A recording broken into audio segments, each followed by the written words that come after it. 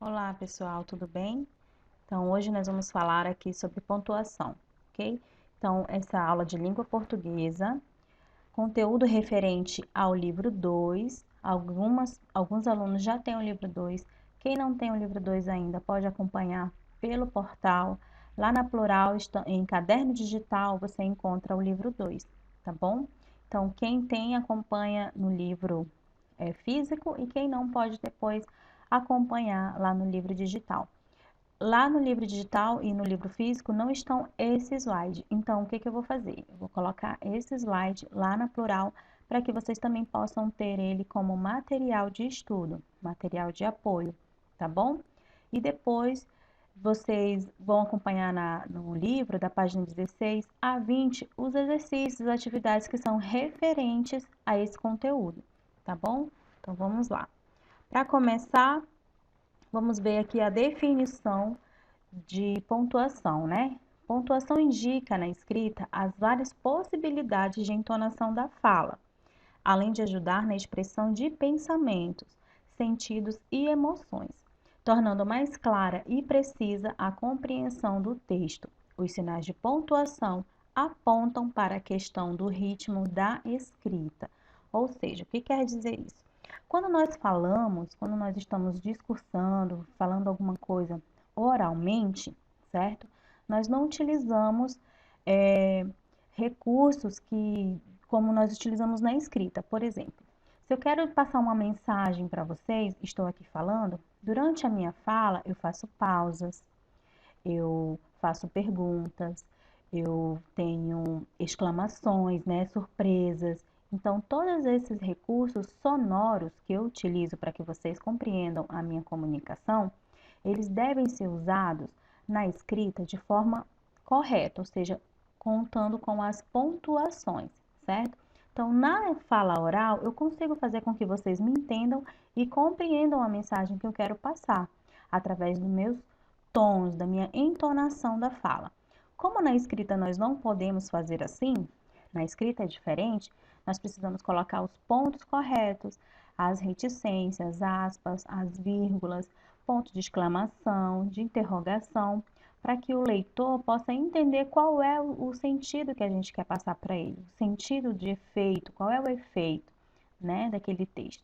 Se eu estou brava, se eu estou triste, se eu estou fazendo uma pergunta, se eu estou surpresa ou se simplesmente fiz uma pausa ou ponto final.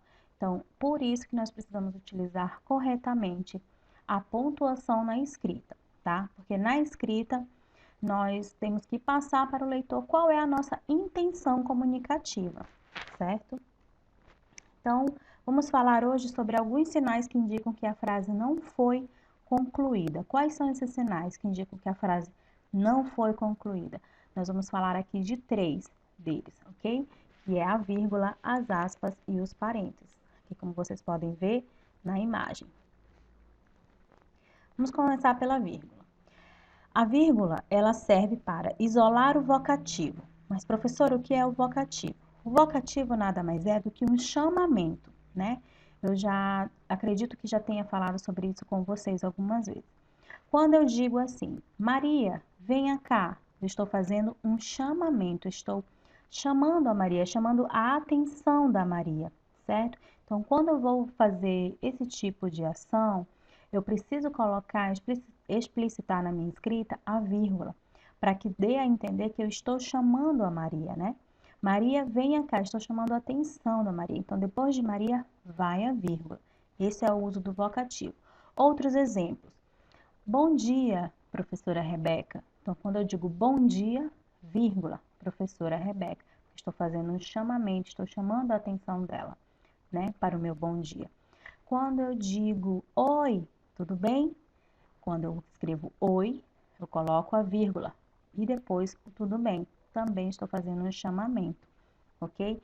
Então, tenham bem atento a isso. Depois nas atividades, vocês vão conseguir compreender melhor colocando em prática. Nós também utilizamos a vírgula para isolar o aposto. Professor, o que é o aposto? O aposto é aquela frase que está ali explicando o termo anterior. Por exemplo, Rebeca, professora de língua portuguesa, está fazendo dieta. Então, Se eu tivesse dito, Rebeca está fazendo dieta, a frase estaria completa, estaria ok, né? Na minha comunicação. Mas, além disso, eu usei o quê? Um aposto, que é professora de língua portuguesa. Eu expliquei quem era Rebeca, certo? Então, Rebeca, aí vírgula, vem um aposto. Professora de língua portuguesa, porque eu estou explicando. Vírgula novamente, está fazendo dieta. Entenderam? E também usamos a vírgula para isolar datas e endereços. Vocês já devem ter visto em documentos oficiais, no próprio cabeçalho, quando, né, você escreve o cabeçalho, coloca a data, em cartas, bilhetes, olha lá. Boa Vista, vírgula, 28 de maio de 2020. Então, sempre que for colocar uma data, depois da cidade, coloca a vírgula. E endereços, Rua Brigadeiro Eduardo Gomes, vírgula, 571. Então, antes de colocar o número do endereço, você coloca a vírgula também, tá bom? Então, a vírgula tá aí para isolar o vocativo, que é um chamamento, para chamar a atenção de alguém, para você, para sua fala. Para isolar o aposto é uma explicação ao termo anterior, certo? Isolar datas e endereços. O próximo é elementos de enumeração. Professora, como assim enumeração? É matemática? Mais ou menos, né? Tudo aí tá envolvido. Por exemplo, fui ao supermercado comprar pão, queijo, presunto, manteiga, salame, certo? Então, como eu enumerei as coisas que eu vou comprar, são várias coisas que eu vou comprar, então eu uso a vírgula para separar essas coisas, ok? Ó, pão, vírgula, queijo, vírgula, presunto, vírgula, manteiga e salame, ok? Isolar orações intercaladas. Como assim, professora? Orações intercaladas. Nós sabemos que oração é uma frase que contém verbo, certo? Então temos: fomos uma equipe de alta performance, lembrou a diretora durante a pandemia. Então, fomos uma equipe de alta performance, durante a pandemia já estaria completa a minha comunicação, mas eu acabei colocando uma oração intercalada, certo? Entre essas duas orações. Então, a oração, ela contém verbo. Logo, lembrou a diretora, tem verbo lembrar, né? Então, fomos uma equipe de alta performance, lembrou a diretora. Eu também poderia colocar essa oração em outra posição, por exemplo, fomos uma equipe de alta performance durante a pandemia, vírgula, lembrou a diretora. Então, ela pode intercalar tanto no meio como no final, entendido? Para separar palavras ou expressões explicativas ou corretivas. Aí nós temos outro uso da vírgula. A sua atitude, isto é, o seu comportamento na aula, merece elogio. Qual é a palavra explicativa aqui? Isto é. Então, antes de isto, você tem a vírgula e depois do é, você tem outra vírgula. Isto é, ele está explicando, ok? Vamos continuar. Agora falando um pouco sobre as aspas. As aspas, ela é utilizada para marcar palavras que são estrangeirismos, gírias, expressões populares e arcaísmo, neologismo. Por exemplo, um caso de estrangeirismo. Por favor, faça um backup dos arquivos. Professora, backup é uma palavra tão comum, a gente fala todo dia. Pois é, mas o backup é uma palavra que vem da língua inglesa, ok? Logo, ela não é uma palavra da língua brasileira, da língua portuguesa. Então, ela foi utilizada agora, certo? Então, quando eu empresto uma palavra de outro idioma na minha língua, eu tenho um caso de estrangeirismo. Temos muitos casos de estrangeirismo. Por exemplo, a palavra que está agora em alta, que todo mundo já deve ter ouvido falar, nesse tempo de pandemia, a palavra lockdown. Então, lockdown, que significa o fechamento total dos comércios, de tudo, né? Para conter a pandemia, nos casos sérios de contaminação do vírus. Então, essa palavra lockdown é uma palavra do inglês. E nós utilizamos muito, utilizamos nos jornais, na escrita, no nosso dia a dia. Então, isso é um caso de estrangeirismo também, tá bom? A palavra e-mail, a palavra link, né? Então, são palavras aí, exemplos de estrangeirismo. Então, quando eu vou colocar estrangeirismo no meu texto, eu devo utilizar, é obrigatório a utilização das aspas, ok? Também temos palavras como gírias. há trombadinhas nas cidades grandes, batendo carteira o tempo todo, mas não há providências. Então, aí nós temos uma gíria muito utilizada na cidade grande, que é trombadinhas, certo? E batendo carteira também é uma expressão popular. Então, quando eu vou utilizar no meu texto, eu coloco elas entre aspas, ok? Outra palavra utilizada muito como gíria, mano, mana, pensem em outro exemplo. Quando vocês pensem em outro exemplo, anota no caderno, tá bom? Expressões populares e arcaísmo. Arcaísmo são palavras muito antigas, arcaicas, né? Que eram utilizadas pelos nossos avós, bisavós, que são presentes também até hoje. Então, nesses casos também se utiliza aspas. Por exemplo, Mariazinha mora no Cafundó dos Judas. No Cafundó dos Judas. Então, aí nós temos um caso de arcaísmo, tá bom? Cafundó dos Judas é uma palavra muito antiga. Neologismo. Neologismo é uma palavra que, quando você cria, né, um termo a partir de outra palavra já existente.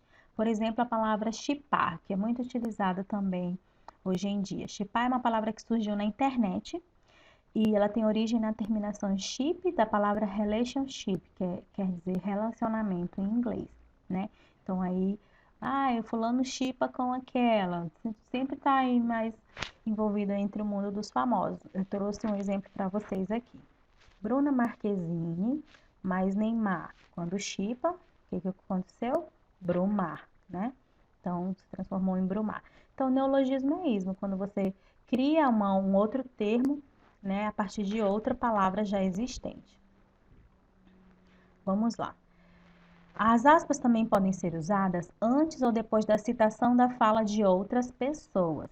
Por exemplo, segundo o presidente da República, iremos combater a crise.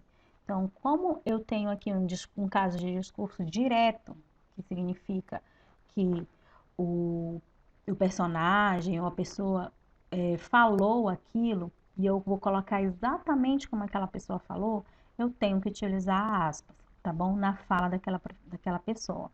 Outro exemplo é: Bernardo disse que gostava de avião, né? Eu vou colocar. Então, eu perguntei se Bernardo gostava de avião. Bernardo respondeu. Aí eu coloco 2 pontos e digo, e abro aspas. Sim, eu gosto muito.